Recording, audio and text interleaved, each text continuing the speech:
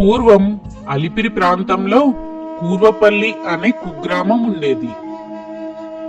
ఆ గ్రామం పొలిమేరలో ఒక చిన్న పూరి గుడిసెలో భీమన్న తమాలిని అనే పేద కుమ్మరి దంపతులు నివసిస్తూ ఉండేవారు. కుమ్మరి భీమన్న కుండలు తయారు చేస్తూ చుట్టుపక్కల ప్రాంతాల్లో అమ్ముతూ జీవిస్తూ ఉండేవారు.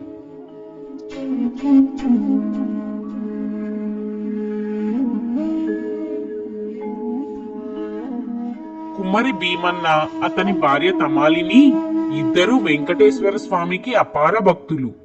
వారు ఏడుకొండల వెంకటేశ్వర స్వామి పాదాల చెంత ఉన్న గ్రామంలోనే ఉన్నప్పటికీ వారి ఆర్థిక పరిస్థితుల రీత్యా వారు ఎప్పుడూ తిరుమల వెంకటేశ్వర స్వామిని దర్శించుకునే భాగ్యం వారికి కలగలేదు.